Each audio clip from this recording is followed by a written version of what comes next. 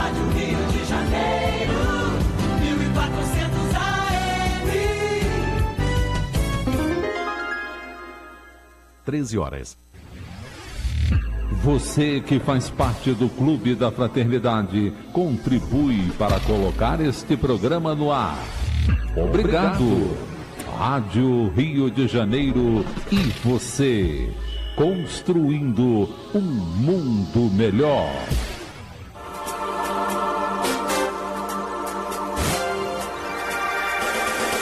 A partir de agora, você pergunta e a gente responde.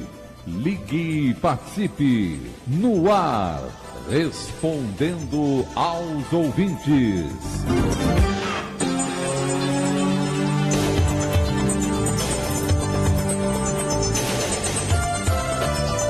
Bem, queridos amigos, queridos ouvintes da emissora da Fraternidade, Rádio Rio de Janeiro, 1400 kHz AM.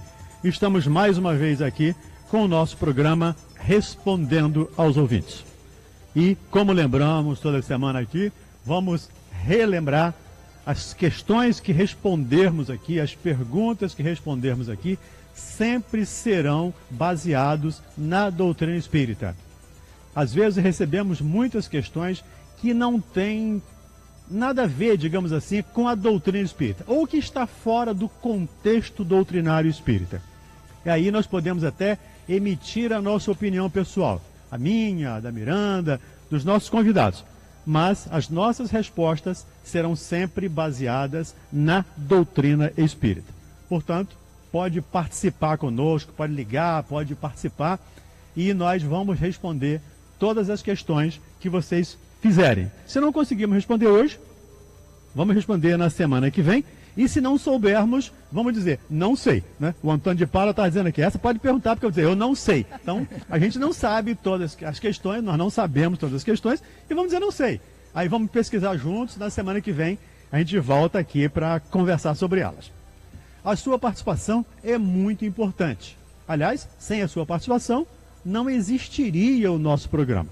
O programa é para responder aos ouvintes. E se você não perguntar, se você não participar, o nosso programa perde a razão de existir. Por isso, contamos com a sua participação pelo nosso telefone fixo, 3386-1400.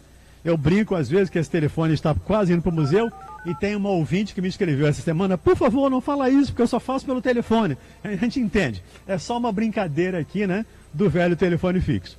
Mas você pode também participar conosco pelo nosso telefone celular ou WhatsApp, que é 984867633, pelo site da Rádio Rio de Janeiro, que é radioriodejaneiro.am.br, e também pelo nosso Facebook oficial. Você pode participar conosco pelo Facebook oficial da Rádio Rio de Janeiro. Basta você acessar o site da rádio e clicar lá no nosso ícone, né, do Facebook da rádio, e você vai poder participar conosco.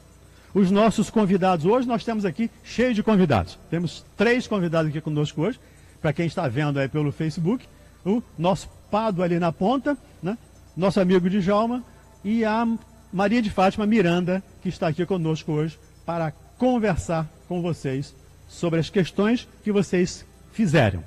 E vão fazer naturalmente. Fizeram na semana passada, e nós vamos começar aqui com o Djalma. Djalma, nossa amiga Ana Cris, lá de Nova Iguaçu, faz aqui algumas considerações sobre o sonho. Não vamos entrar até nos detalhes do texto dela, mas algumas considerações sobre o sonho. Ela queria saber, pelo menos, se isso é mediunidade, que tipo de mediunidade, como é que funciona essa mediunidade enquanto se está dormindo, enquanto se está sonhando. O que você pode dizer para ela? Você e os demais companheiros que quiserem participar, por favor, fiquemos à vontade. Olha, minha querida Ana Cris, de Nova Iguaçu, é a chamada mediunidade onírica, né, que ocorre durante o sono, né? Durante o sono nós nos desprendemos, o espírito abandona parcialmente o corpo, né, e ele passa a ter as sensações do corpo espiritual, do perispírito, quer dizer, passa a ver com os olhos espirituais, ouvir com os ouvidos espirituais, e a percepção é muito maior. Nós encontramos pessoas, conversamos com pessoas, vemos lugares, E nem sempre guardamos tudo aquilo que vemos, tudo aquilo que sentimos, por um motivo muito simples. O nosso cérebro está entulhado de problemas do cotidiano, entendeu? Da vida diária, que dificulta muitas vezes o afloramento dessas informações depois que a pessoa acorda. Mas eu, por exemplo, não tenho mediunidade aflorada, a minha mediunidade é onírica, durante o sono. Muitos até dos meus livros, como por exemplo o livro Vida Depois da Vida, tem muitas passagens, muitas lições que eu aproveitei, experiências que eu tive do outro lado da vida através dessa mediunidade onírica, né? Dessa mediunidade sonambúlica. Pode também ser realizada através do magnetismo natural e do magnetismo provocado, né? O natural é o sono, através do sono. E o provocado é através de um experimentador, né? De um hipnotizador. Então é uma mediunidade existente, uma mediunidade proveitosa, muito utilizada, né? Nas casas espíritas, principalmente quando tem um magnetizador, né, para direcionar a vida do médico, quer dizer, a orientação do médico, quer dizer, a viagem astral que o médico faz. Então é muito interessante, viu, Ana Cris? É muito interessante. Então continua, é melhor que você vá até uma casa espírita e ali se informe, né, com as autoridades, com o presidente, com os diretores, a respeito da prática e o desenvolvimento dessa mediunidade. O Ana Cris, tem alguns livros da doutrina também que falam sobre isso, né? Para começar, o livro dos Espíritos, né? Fala lá sobre sonhos e sonos, né? Sonos e sonhos, né? Que é interessante que você comece lá pelo livro dos Espíritos.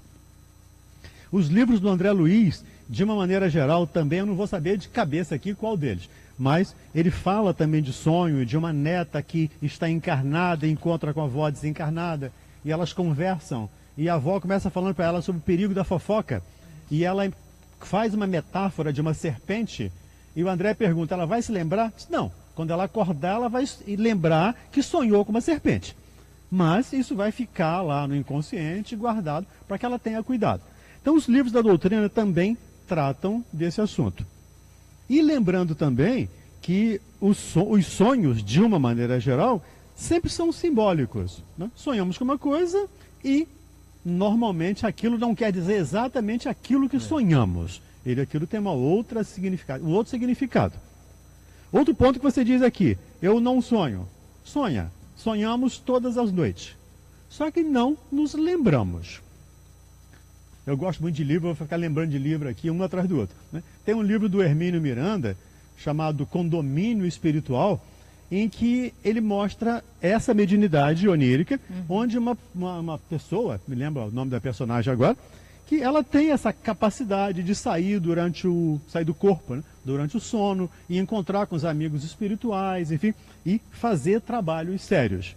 Então tem muita coisa, Ana Cris, para a gente aprender por aí, tá bom?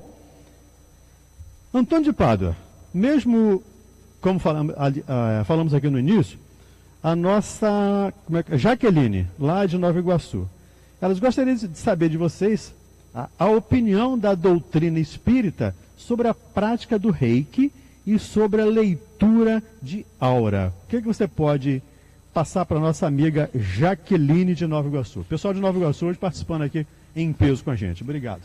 Muito bem, Jaqueline. Na sua própria pergunta, você solicita o que a doutrina espírita acha do reiki ou da leitura de aura. Eu até acredito que na época a doutrina espírita foi codificada, essa prática do reiki não era, pelo menos, conhecida de forma assim ostensiva. Então a doutrina espírita não tem nenhuma opinião a respeito disso. A leitura de aura também. Eu acho que naquela época Kardec não se dedicou a essa parte. Existe a aura. A doutrina espírita trata disso, são os vários corpos que nós temos. A emissão das nossas vibrações gera em torno de nós uma aura. Agora, a doutrina também não tratou do aspecto de se ler, se interpretar a aura de quem quer que seja. Então, nessa eu vou ficar te devendo. Vamos passar, porque a doutrina espírita não tem opinião sobre esses assuntos. Ana, só lembrando, a respeito da aura aqui, nós estávamos começando antes, existe a foto Kirlian, que foi criada por um casal russo, mas muito depois de Kardec. Kardec mesmo não falou sobre isso. Lembrando que Kardec nos diz que a doutrina é dinâmica. Ela não estava completa, fechada, e que ela precisaria se adequar à medida que a ciência fosse nos trazendo novas possibilidades, novos recursos, novas técnicas. Claro que a doutrina espírita vai se adequar a tudo isso. Mas a doutrina mesmo, como doutrina, não tem esse, como lembrou o Antônio, esse estudo nem da aura, nem do reiki. Respeitamos, entendemos, achamos que é interessante, mas doutrinariamente falando, nós ficamos devendo a você. Com essa nomenclatura, né, não tem nada a ver com a doutrina espírita. O que nós vamos encontrar é a fluidoterapia, que é o passe. Agora, com a nomenclatura de reiki, estudo da aura, realmente... Perfeito. Eu Djalma. participei de reuniões a respeito de aura e tirei a fotografia, inclusive, da minha própria aura. E essa leitura é feita através de cores. Sim, a aura sim. apresenta várias cores. Né? O cinza escuro, por exemplo, a pessoa tem problemas. Realmente está com problemas. E na sua área, inclusive, problemas psíquicos. Sim, Né? sim. O marrom escuro também. O vermelho escuro, tudo que é escuro ali. Então, agora, o amarelo claro representa a mediunidade. Então, há, sim, algumas regras para essa leitura. Mas a doutrina não se aprofundou nesse sentido. Aí já é a cromoterapia, né?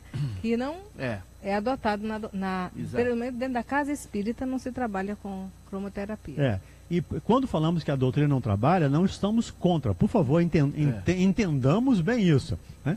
Há muita coisa que a doutrina não fala e que é maravilhosa. Mas não nega. Sim, né? não a cristalterapia, nega. a cromoterapia são terapias alternativas. Sim, claro. A Joana fala muito dessas terapias alternativas sem que esteja isso vinculado a Kardec, ao codificador da doutrina espírita. Maria de Fátima Miranda, ainda Jaqueline lá de Nova Iguaçu. Ela gostaria de uma orientação. Minha família é muito brigona, uns com os outros. E os desentendimentos são constantes desde que me entendo por gente. Por que que isso acontece? Olha, a agregação de espíritos na mesma família tem a ver com as necessidades deles de se entrosarem, de se auxiliarem, não é? Mas não é só a sua família, não. São raras as famílias na Terra onde a harmonia realmente existe de uma forma mais evidente. O que nós devemos saber é o seguinte, que o objetivo da parentela corporal é ampliar a parentela espiritual. Se a sua família tem essa maneira de lidar entre eles, você é parte dela. Se você identifica que não é uma coisa agradável, cabe a você, pela sua parte, trazer algo que venha somar de uma forma diferente. Não é? Se você tem o conhecimento da doutrina ou tem interesse, o culto do Evangelho no lar auxilia muito na harmonização da família e do lar. Um abraço para você, Jaqueline. Fique com Deus. Obrigado pela participação. Assim, uma palavrinha aqui para a nossa amiga Maria Clara, lá de Niterói. Maria Clara, a gente tem que ter muito cuidado, e aí doutrinariamente falando, doutrinariamente espírita falando, cristãmente falando, me permita aqui o neologismo, ao avaliarmos, ao julgarmos, ao criticarmos, quem quer que seja.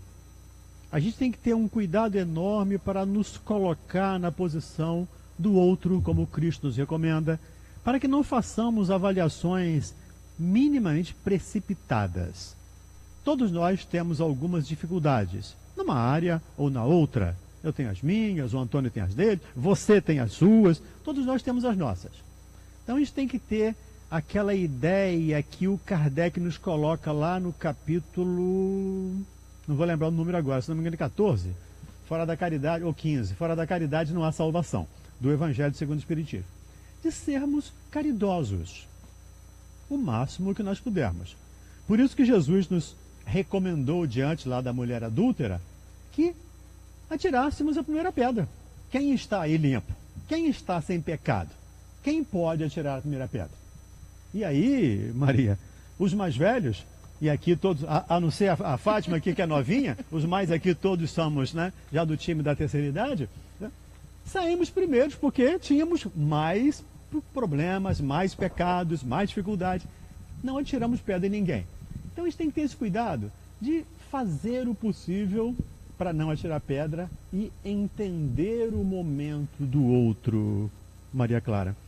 Porque nós estamos no momento, ele está no outro. Cada um de nós tem um nível espiritual, um nível de percepção diferente do outro. E percebemos a mesma coisa, o mesmo objeto, por ângulos diferentes, por situações diferentes. Então, vamos fazer o possível para a gente não criticar, para a gente não julgar, para que possamos ser irmãos em Cristo, como nos recomenda o próprio Cristo. Tá bom? Um abraço para você. A Cíntia Pádua, para você essa aqui. Lá de Duque de Caxias. Tenho uma ex-amiga de infância que de vez em quando entra nos meus pensamentos. E ela diz também pelos sonhos. O que devo fazer? Já tentei contato com elas várias vezes, mas ela não quer saber. A cobrança em mim é grande e acho que não posso fazer nada, diz a Cíntia lá de Duque de Caxias. Olha, minha querida Cíntia, da cidade de Duque de Caxias. Eu primeiro vou pronunciar uma frase de um filósofo chinês, Lao Tse, que se referindo a esse assunto que você diz aí, de compartilhamento, diz o seguinte: nada poderá lhe acontecer se você não quiser. Então, no seu caso específico, querendo ou não, você está pensando nela, ou já pensou, ou tem algum problema ligado a ela. Para que ela entre no seu pensamento, é necessário que você dê permissão. Né? Nós temos um circuito fechado que não entra, as coisas não entram assim. Nós temos um anteparo espiritual que nos protege. Seria ruim para o ser humano se ele fosse totalmente desprotegido. Até mesmo no caso da obsessão, hoje já se sabe que a obsessão é uma estrada de via dupla. Existe um compartilhamento, existe uma parceria. Muitas vezes a parceria ela é incondicional, ela é invisível, ela não é perceptível, mas a pessoa de alguma forma dá condições, permite que haja esse compartilhamento. Então você talvez não tenha conhecimento, mas permite esse compartilhamento, né? Pensou nela de alguma forma, ou teve um relacionamento com ela no passado, alguma coisa liga você a ela. Senão ela não entraria no seu pensamento. Eu volto à frase do Lao Tse: nada poderá lhe acontecer se você não quiser. Uhum. Cíntia, de novo aqui os sonhos, né? Os pensamentos intrusos, né? E sonhos, lembramos aqui, né? São simbólicos, mas, segundo Freud, também são desejos do inconsciente. Creio, Cíntia, que você tem um desejo de reatar essa amizade, de, né, rever você diz ex-amiga, né? De rever a ex-amiga, de se tornar amiga novamente. Mas uma coisa que a gente precisa entender, Cíntia, a gente não pode fazer com o outro que o outro não quer. Se o outro não quer conversar, você jamais vai poder conversar com ele. Eu costumo brincar com esse tipo de situação no consultório, dizendo que isso aqui é como uma partida de tênis. Para jogar precisa de 2. Mas para parar o jogo basta 1. Se um parar, acaba o jogo. A sua amiga resolveu parar de jogar. É preciso respeitar a vontade dela, o desejo dela, a opinião dela. Entendo que você tenha saudade, tenha esse desejo, mas você mesmo disse: eu não posso fazer nada. Quando não se pode fazer nada, Cíntia, Ou melhor, ela não quer fazer nada. Né?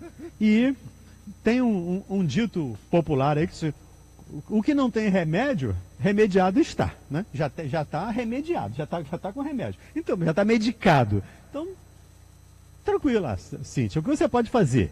Pode. Ora. Isso você pode fazer. Ora por ela. Não sei se você faz culto no lar, se faz, coloca o nome dela nas suas preces. Se você frequenta alguma casa espírita ou alguma instituição religiosa, leva o nome dela.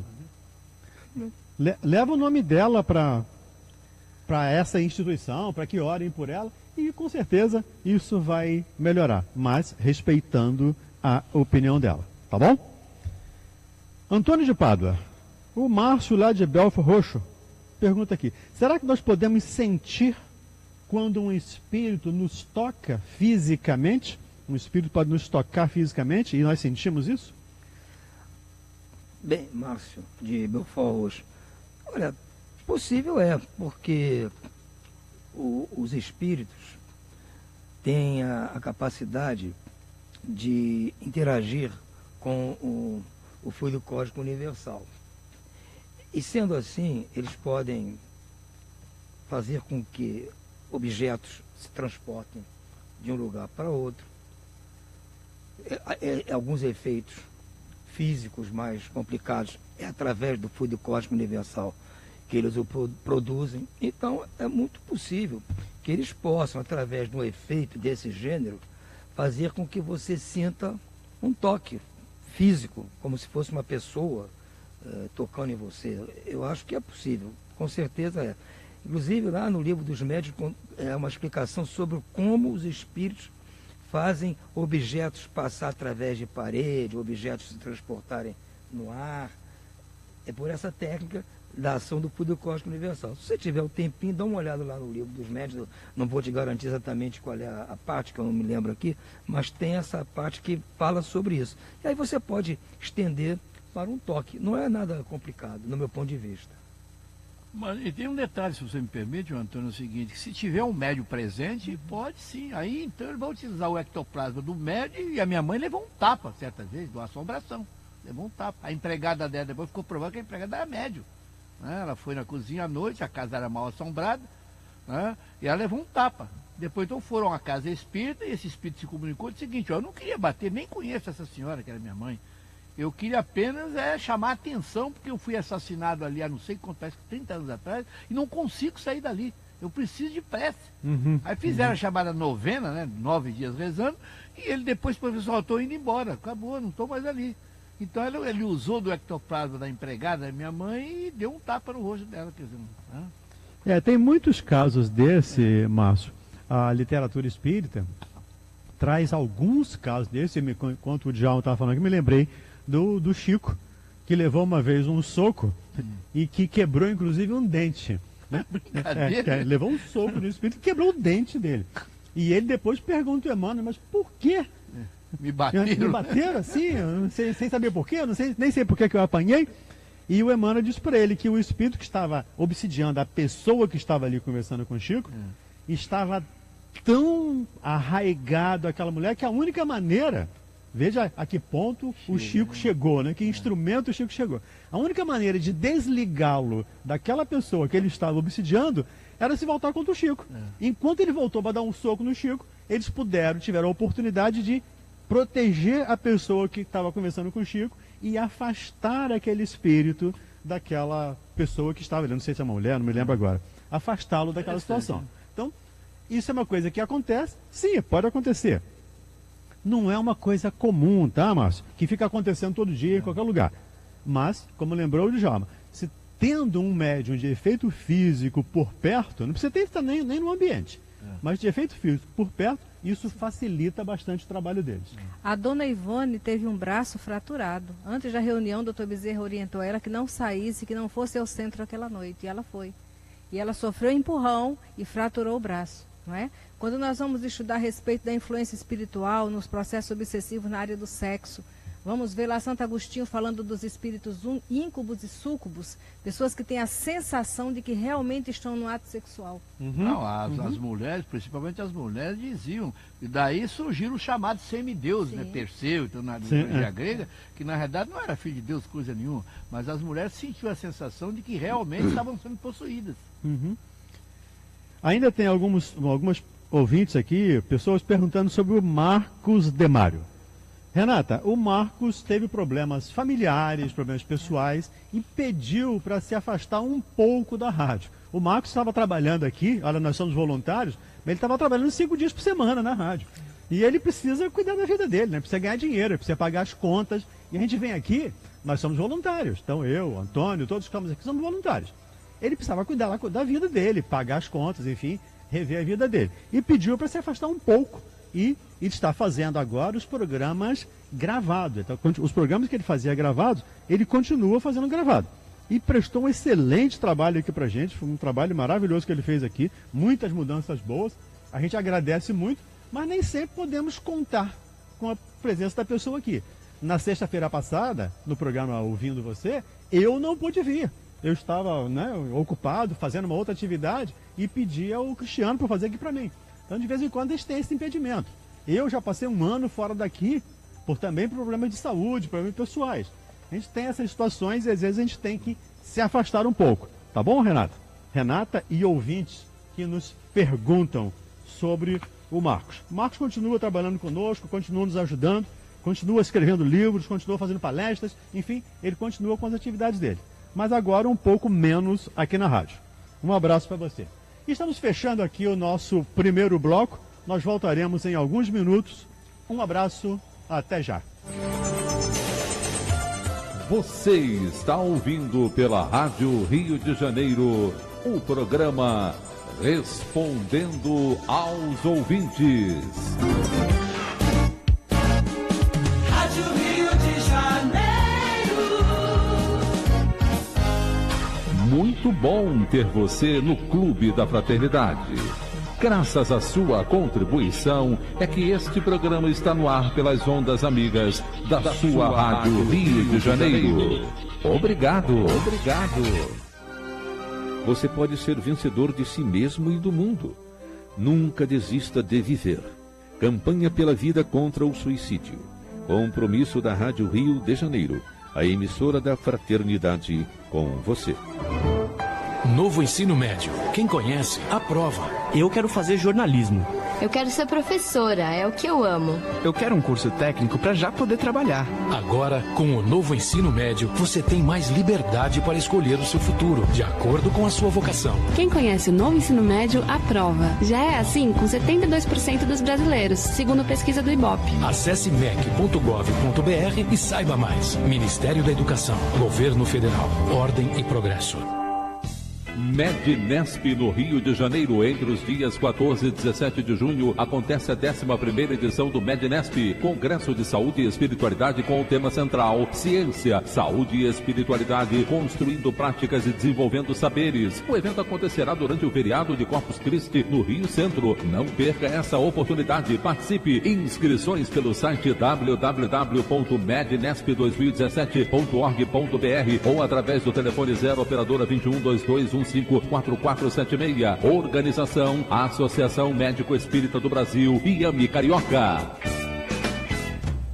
No próximo dia 28 de maio, domingo, das 9 às 17 horas, acontecerá em Niterói o 16º Feirão Beneficente Procasa Maria de Magdala.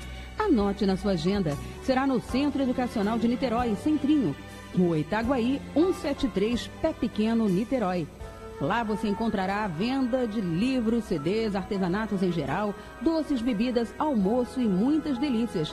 Não perca, dia 28 de maio, domingo, das 9 da manhã às 17 horas, lá no Centrinho, 16º Feirão Beneficente Procasa Maria de Magdala.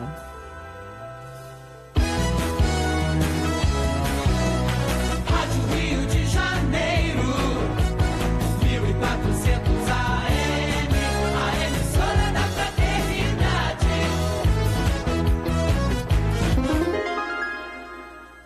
13h28. Voltamos a apresentar Respondendo aos Ouvintes.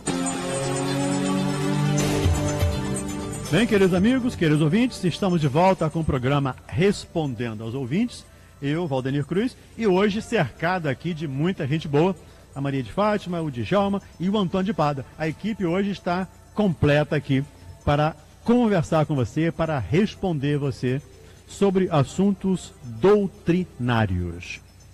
E estamos fechando aqui a última questão, Maria de Fátima, lá da semana passada, do nosso amigo João Paulo, lá de Barueri, em São Paulo.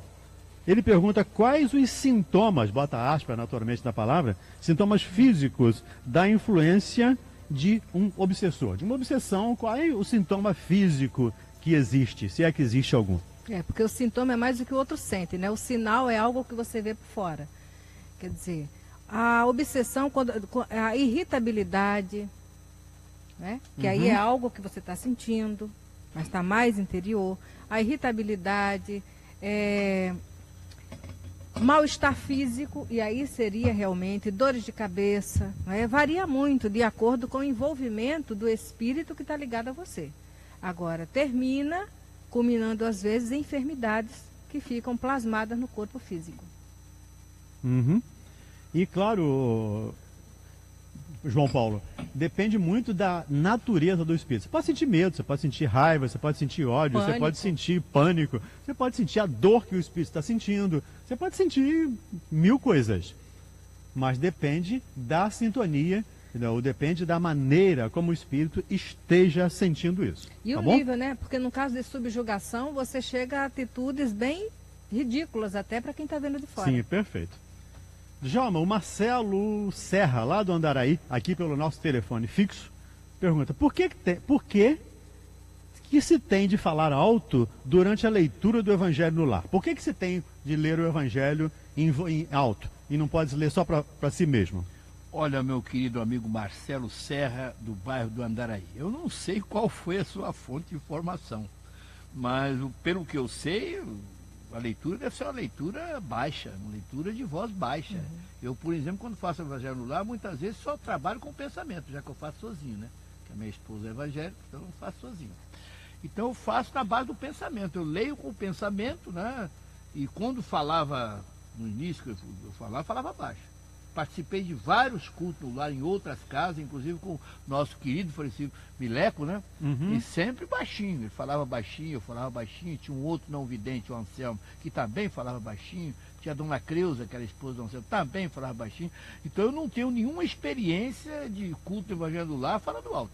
De repente ele está falando audível, não é? Quer dizer, articulando a palavra, não ficar só que pensando. possa ser entendida, mas em voz alta, assim, tipo assim, de agredir, não tem não. Então o certo, viu, Marcelo, é que você fale em voz baixa, né? Você faça, porque assim, tem uma questão de respeito. O culto no lar é algo muito íntimo, é algo muito respeitoso, né? É uma asepsia no lar, é uma faxina caseira. Então há necessidade de estarmos preparados. Até o local do culto precisa ser um local interiorizado. Não pode ser na sala, por exemplo, onde todo mundo aperta a campainha, entendeu? Outra coisa, as pessoas precisam ser selecionadas, não pode qualquer pessoa participar, né? Tem que ser as pessoas adredemente preparadas para o culto lá e não pode ocorrer mediunidade durante o culto lá. Antônio, eu também entendi, como a Miranda, que ele está tentando dizer, fazer em pensamento ou em voz, audível, em voz alta, não é que tem que ser o tom da voz mais alta. Então, talvez a necessidade de se fazer em voz alta é porque muitos espíritos que eventualmente comparecem a esse culto que você está fazendo, porque o seu protetor vai estar presente. Para ele você pode fazer em pensamento que não há problema algum. Mas às vezes ele traz espíritos que precisam ouvir aquilo que você vai dizer, receber aquelas influências, aprender as lições que você está dando. E esses espíritos não têm capacidade ainda de ler o seu pensamento. Até por sua própria proteção. E vamos combinar que o nosso pensamento não tem só as coisas do culto do lar, não. Tem as coisas do culto da casa, do trabalho, do nosso lazer, das nossas dificuldades. Então, os nossos espíritos protetores, eles sabem ver isso com maior carinho, com maior caridade e usam só a parte boa. Agora, esses espíritos, coitados, eles não podem. Então, os protetores não permitem que eles leiam o nosso pensamento. Então, é preciso que se faça em voz alta para que eles se beneficiem do trabalho que você está executando. Até porque, quando nós lemos, né, as vibrações da leitura mental, elas se espargem no ambiente. Mas quando nós estamos fazendo o culto, nós não ficamos só no texto. Nós elucubramos, nós comentamos, é como se estivéssemos explicando. Né? Com isso, facilita a compreensão de alguns espíritos que não têm essa maturidade. Nos lembramos aqui de um depoimento, há algum tempo na Casa Espírita, que numa determinada casa espírita lá em Campos, teve um espírito que se manifestou na reunião mediúnica. E ele agradecia a professora de evangelização do maternal dos ciclos menores, porque com a explicação e com a didática dela para aquele ciclo de crianças, ele que já tinha um adulto, mas ele teve mais facilidade em compreender a mensagem. Marcelo, eu também entendi assim, sendo audível. E uma coisa... Alto, eu acho alto não. E uma coisa que a gente precisa lembrar, Marcelo, é que uma grande parte... não vou dizer a maioria, tá? Mas uma grande parte dos espíritos encarnados nem sabem que desencarnaram. Então eles chegam no centro espírita muitas vezes. Eu dirigi reunião mediúnica durante muito tempo. E eles chegavam na reunião mediúnica e não sabiam que estavam desencarnados. Eles não entram se a porta estiver fechada. Daí, Marcelo, a necessidade de ler o texto, ou explicar, comentar de maneira audível, para que esses espíritos também possam entender o que foi lido, o que foi falado. Acho que explicamos, né, Marcelo? Se não ficou bem claro, por favor, telefona de novo e nos cobra que a gente vai tentar aqui melhorar a nossa linguagem, tá bom? Um abraço para você. Maria de Fátima, a Maria, sua xará lá do Meia, todos quando desencarnam, veem a vida passar como um filme? Como, por exemplo, aconteceu com o espírito Samson em o livro O Céu e o Inferno? Todos quando desencarnam, olham assim a vida e vê tudo que passou lá para trás? Olha, o processo de desencarne é individual e intransferível. Nós sabemos, não é, que cada espírito vai levar consigo a bagagem das suas experiências, das suas emoções. Mas a grande maioria pode não ter a lucidez de acompanhar esse momento do desencarne. Existem desencarnações compulsórias. Então, existem espíritos que desencarnam em tais condições que eles nem sabem que estão desencarnados. Agora, esse rebobinar do filme é muito sutil. É muito sutil. Quanto maior a lucidez do espírito, quanto maior o nível de maturidade, ele vai ter uma consciência daquilo que viveu. Agora, que tudo que ele viveu vai ficar registrado, não tenha dúvida. Grande abraço para você. Tem Comentário? um telão panorâmico. Né? Ah. De um modo geral, os espíritos falam que depois da morte ou na hora da morte, você tem um telão panorâmico E depois é muito da morte. sutil, Né? não é? É muito sutil, em que as pessoas podem reviver, né, muitas cenas, né, que passaram a sua vida transata. Agora, lembrar que isso não é uma regra também, tá? Cada espírito é um espírito, cada situação é uma situação. Isso depende do nível de evolução de cada um, né? Tem espírito que ao desencarnar entra num estado de perturbação tal, como eu disse, que nem sabe que desencarnou. Então ele não vai ver coisa nenhuma. Ele não tem essa né? consciência. Ele não tem essa consciência. Há outros espíritos que já participam até do velório, né, do corpo ali, naturalmente. Quem quiser mais detalhes sobre isso, tem um livro do Chico e do André Luiz, chamado Obreiros da Vida Eterna, muito bom, que ele fala exatamente sobre desencarne, processo de desencarne, velório, sepultamento. É muito interessante, quem tiver mais interesse nisso, ir buscar lá essa obra do Chico e do André Luiz. Uma coisa é fato, as experiências da encarnação não ficam perdidas, os registros ficam no corpo mental e do perispírito. Ok. Antônio de Pádua. A nossa amiga Vilma, lá de Niterói. Lembrei aqui do Gerson, né? A nossa Vilma, lá de Niterói. Deve estar por aqui o Gerson. Tem uma Vilma, a minha irmã chama-se Vilma. A minha também. A minha irmã também se chama Vilma. Lá de Niterói, diz aqui, a realização do aborto tem atenuante em caso de estupro? E no caso do anencéfalo também? O xará da minha irmã. Deixa eu te falar uma coisa. Qualquer atitude nossa tem atenuantes e agravantes. Porque nada é absoluto. Quer dizer, vamos falar entre aspas, o julgamento, no nosso caso, vai ser cercado de coisas que nos vão atenuar e coisas que vão nos agravar. O aborto é a mesma coisa, não importa se foi um caso de estupro, anencéfalo, se foi por infantilidade da pessoa, desconhecimento dos envolvimentos que essa atitude pode provocar, tudo vai ser levado em conta.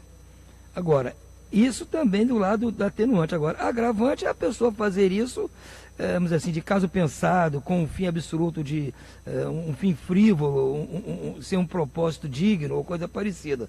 Então, neste caso específico, pode ter certeza, o desconhecimento principalmente é a principal causa das atenuantes. E no caso do estupro, a pessoa, ela realmente fica num caso muito chocante. É muito complicado de julgar, como eu disse aqui antes. Ninguém aqui pode atirar pedra em ninguém. É preciso você calçar os sapatos da pessoa para saber o que ela está passando. Então a gente tem que levar em consideração, com certeza, todas as atenuantes, tanto nesse caso do estupro, quanto no caso do anencéfalo. Entendendo de novo, a Vilma, né? Que as coisas não acontecem por acaso. Como eu sempre falo que eu gosto muito de livro, e estou me lembrando aqui um livro chamado Nas Fronteiras da Loucura, do Manuel Filomeno de Miranda, do Divaldo Franco, quando ele narra a situação de uma menina que está atravessando, se não me engano, é por São Cristóvão, e vem um assaltante para assaltá-la. Como ela era uma menina boa, trabalhava, ia ajudar uma pessoa, então entram os espíritos e desviam um carro da polícia para ajudá-la. E um outro trio de garotos, usando droga, caem com o carro no mangue, ali da Leopoldina, e morrem lá no fundo do mangue. As situações não acontecem, eles não acontecem por acaso. Um está trabalhando, um está servindo. O outro está, né, se desviando das leis de Deus. As consequências vêm com toda certeza. Como a gente costuma brincar aqui, mas de uma maneira séria, né? A gente fala de bala perdida, isso não existe bala perdida, né? Existe bala que acha o alvo. Remetente anônimo. Sim, um remetente anônimo, né? Mas ela não é perdida, ela não foi ali por acaso. Se Deus funcionasse por acaso, a gente estaria perdido. Então, acaso não existe nas leis de Deus. Se uma pessoa sofrer um estupro, ela minimamente... Claro que não estamos aqui, por favor, entendam bem isso, não estamos aqui justificando isso. Em absoluto, isso é injustificável. Mas ela minimamente está devendo as leis de Deus, segundo os princípios da doutrina espírita, para passar por aquela situação. Porque o acaso não existe, segundo nós conhecemos. Se você me permite, sim, por favor, aqui, nem a mãe não está, a mãe, por exemplo, não é desconhecida do estuprador, como também não é desconhecido do feto. Do feto, sim, o espírito está estão envolvido ligados ali, de alguma sim. forma pelo passado. Uhum. O Enio lá de Nova Iguaçu, Djalma, diz aqui: nunca me senti ofendido, mas eu já ofendi. Preciso de perdão? E ele pergunta: é errado colocar músicas espíritas no meu culto no lar? Aproveitando para botar aqui a Tânia, está no Facebook, ela diz que mora sozinha. E se ela pode fazer sozinha o culto no lar. Já que o Enio colocou aqui também a situação do culto no lar. Vamos primeiro ao Enio aqui, que são duas perguntas. Ora, Enio, você não só precisa de perdão, como precisa do auto-perdão. Você precisa perdoar a você mesmo. E o perdão é o seguinte, ele é muito melhor para quem perdoa. Não é? Então o fato de você aqui não se sentir ofendido, significa que você já perdoou. Quando nós não nos sentimos ofendidos, né, nós já perdoamos. Agora, você precisa entrar em contato com essas pessoas às quais você ofendeu e reconciliar com elas. Segundo diz Jesus, antes de qualquer oferta, de qualquer oferenda, de qualquer prece, vá primeiro à casa do seu inimigo e reconcilia-te com ele, enquanto estás caminhando com ele aqui na terra, né? Agora, a segunda pergunta sua aqui: é errado colocar música espírita no meu culto lá? Não, o fundo musical não é música. Um fundo musical bem baixinho, né? Você pode colocar enquanto você faz oração, enquanto você conversa, enquanto você até faz perguntas, as pessoas fazem perguntas. Como eu disse, não pode haver mediunidade. Nós temos um livro que saiu pelo Leon Denis, né? O Culto do Lar, né? E a FEB tem também um livrinho pequeno de culto do lar, a CERJ tem. Então você pode ir na Rua dos Inválidos, né? 182. Ali, 182. Então ali você vai encontrar o livro da CERJ, que é um livro muito bom, mas tem o da FEB também, tem o da FEB. O meu pode ser encontrado no Centro Leon Denis, para você fazer o culto lá. E a outra perguntou? Se pode fazer o culto sozinha. Ela mora sozinha. Eu faço sozinho.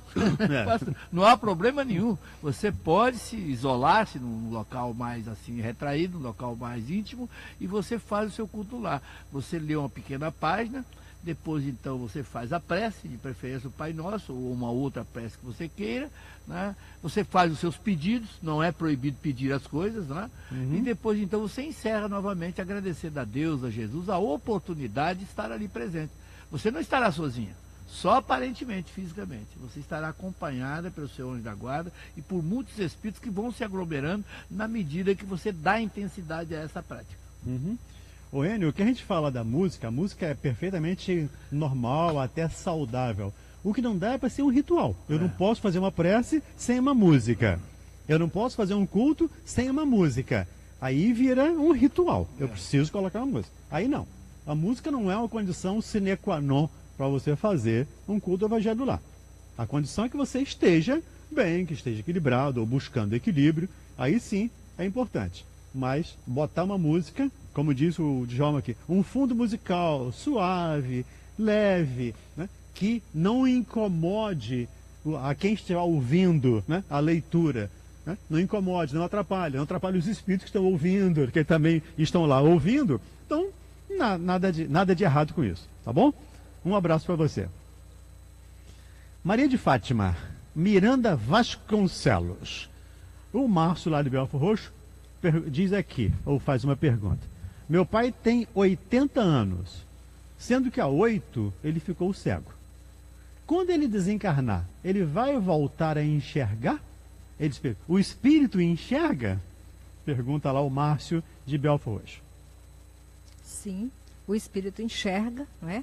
E na realidade nós precisamos dos sentidos limitados nos órgãos físicos, mas a potencialidade do espírito transcende uma localização de órgãos.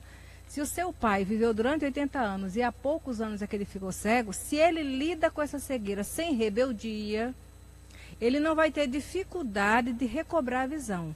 Mas se ele lida com a cegueira de forma rebelde, ele vai se sentir temporariamente cego até dar conta do socorro que ele vai receber, né? Nós nos lembramos que o Chico Xavier, ele tinha uma deficiência visual a ponto de um olho ele ser cego. E eu tenho certeza que o Chico não se sentiu cego nem desdobrado ainda quando no corpo físico, quanto mais depois de desencarnado. O Mileco, né? Daí ia lembrar do Mileco, tá mesmo aqui do Mileco. Olha, Mileco tinha uma visão que dá de 10-0 na minha. E era cego de nascença, é isso? Né? Ele tinha o bloqueio no órgão físico, mas espiritualmente a percepção visual dele não tinha limites a nível daquilo que a gente podia lidar aqui na Terra, não é? Então, é mais da rebeldia. Uma criatura que tem uma enfermidade crônica e ela é mal-humorada, ela é rebelde, ela é revoltada contra Deus, ela mesmo está colocando a trave. Não podemos esquecer daquela mensagem do Evangelho: se o seu olho é motivo de escândalo, é melhor que nós percamos esse olho, mas entremos na vida com ele funcionando plenamente, a nível de percepção. Ok. Antônio de Pádua. O Paulo Santos, lá de Campo Grande, aqui pelo WhatsApp. Ele gostaria de saber se os obsessores têm o poder de levar uma pessoa à morte. Veja bem, como já disse aqui antes do Djalma, as coisas não acontecem por acaso.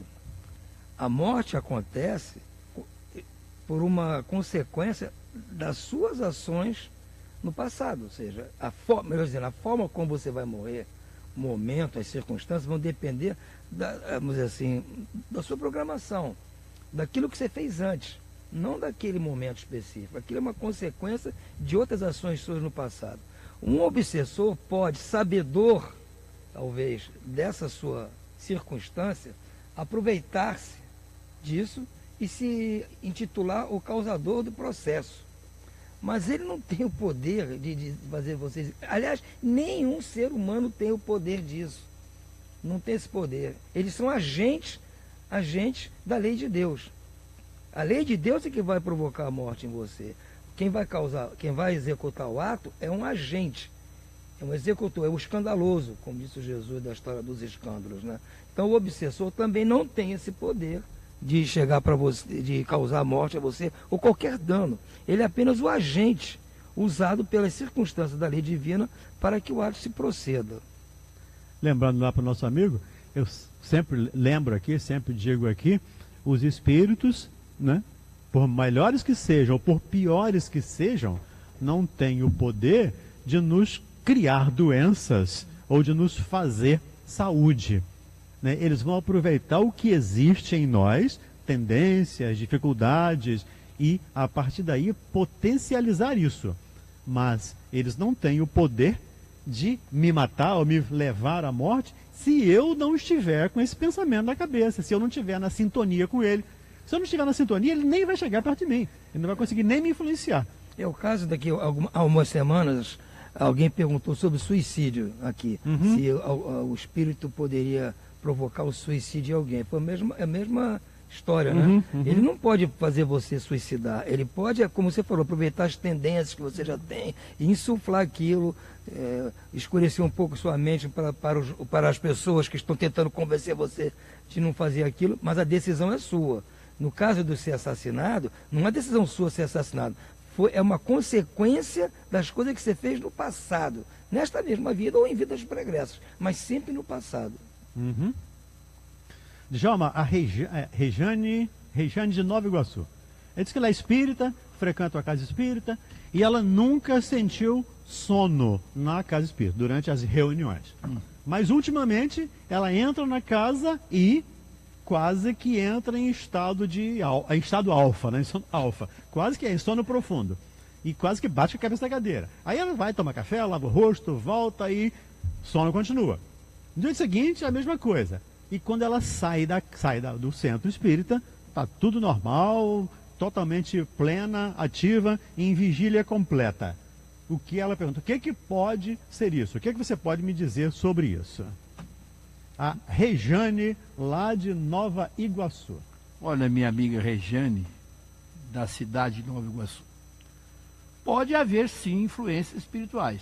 Lidamos com vários casos desses quando eu trabalhava no Humildade e Amor, somente na reuniões de desobsessão, lidamos com vários casos.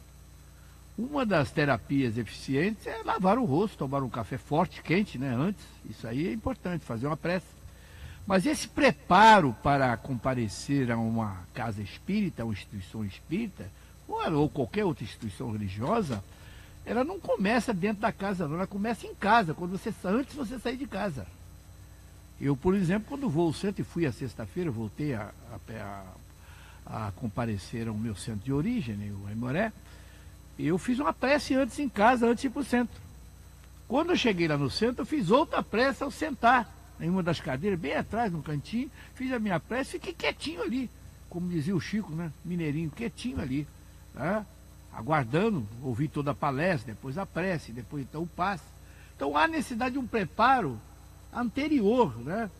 Se ela se preparar em casa, se você se preparar em casa antes, né, de ir para o centro, e chegar no centro, procura a cantina, faltando alguns minutos, vai no banheiro, lava o rosto, toma um café bem forte, e aí você sobe, ou vai para o auditório, você senta, mas não senta e fica esperando não.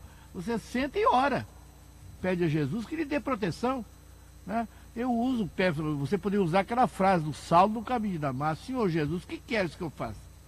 Eu estou dormindo durante a palestra. O que queres que eu faça? Me dê as diretrizes para que eu possa permanecer acesa, esperta, durante a palestra. Pode parecer uma brincadeira, mas é sério isso, isso é sério. Senhor Jesus, o que queres que eu faça? Me dê as diretrizes. Porque há uma fragilidade de parte dela. Pode haver influência espiritual, sim. Mas está havendo também uma fragilidade sua, nesse sentido, que precisa ser, né, corrigida. Perfeito. O Augusto, lá de Irajá, pergunta aqui, aí eu vou deixar para mim essa aqui. Como é possível perdoar uma pessoa que se diz religiosa, mas faz mal e continua fazendo mal a outras pessoas, inclusive da família, continua fazendo mal? Augusto, acho que está havendo um equívoco da sua parte no entendimento do perdão. Perdão não é para aquela pessoa que faz mal, que cometeu o erro. O perdão não é bom para ela. O perdão liberta a quem perdoa. Porque enquanto, vamos colocar aqui, eu vou me colocar na posição, tá, Augusto, para não colocar ninguém. Enquanto eu tiver com bronca da Maria de Fátima, que está aqui do meu lado, eu vou estar adoecido, Augusto. Eu vou estar doente. E com isso eu vou estar me matando. E posso chegar no mundo dos espíritos, inclusive como um suicida. Porque antecipei a minha ida por não ter perdoado. E entenda, Augusto, que não estamos falando aqui de religião. Eu estou falando de ciência. Eu estou falando de psicologia. E vou te indicar um livro, de novo eu com um livro aqui, mas é que ajuda a gente, né? Então eu vou falar de livro. Um livro chamado O Poder do Perdão. Ele foi escrito por um psicólogo americano chamado Frederick Luskin. É Fred, para ficar mais fácil, ele assina lá como Fred Luskin, L-U-S-K-E-N. Fred Luskin. Ele fala do poder do perdão. E ele fala o quanto é importante para quem perdoa, não é para quem é perdoado. E ele faz inúmeras pesquisas, Augusto, na Irlanda, lá com aquela guerra entre católicos e protestantes, que os mais antigos aqui, os cabeças brancas ou os carecas, né, se lembram disso. A Maria de Fátima não lembra, naturalmente, que é jovem, mas os mais antigos lembram. Ele vai para a Praça de Maio, na Argentina, ele vai para vários países, vários locais no mundo, fazer pesquisas sobre quem perdoa e quem não perdoa. E as conclusões dele, Augusto, são fantásticas. e ele não é religioso.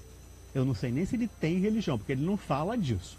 Ele fala do quanto é importante perdoar para quem perdoa. E é por isso, Augusto, aí trazendo o meu filósofo preferido, chamado Jesus Cristo, que ele nos recomendava, né? Perdoa não 7, mas 70 vezes 7, reconcilia enquanto estás a caminho. Não é para o outro, é para você, é para mim. É para quem perdoa que o benefício é grande, o benefício é maior. E o Emmanuel que disse, o perdão é muito melhor para quem perdoa. Isso aí não é meu, é do Emmanuel. Pois é. Inclusive a ciência nos alerta a isso. Tá bom? Obrigado, Augusto, pela sua participação. É sempre bom ver você aqui. Não respondemos as pessoas do Facebook, aqui a não ser uma, vou responder depois pessoalmente. As pessoas que eu não consegui responder hoje, aqui pelo WhatsApp, garanto que na próxima semana começo por vocês. E agora os agradecimentos aqui a Maria de Fátima Miranda, mais uma vez aqui pela sua ajuda, ao nosso amigo Djalma, ao Antônio de Pádua Barbosa aqui, nosso amigo também que está aqui conosco, muito obrigado. Ao Michel na técnica, hoje a Leila lá nos telefones, muito obrigado. E a você que está aí do outro lado, muito obrigado e até a semana que vem, se Deus quiser. A Rádio Rio de Janeiro, a emissora da Fraternidade, apresentou Respondendo aos Ouvintes.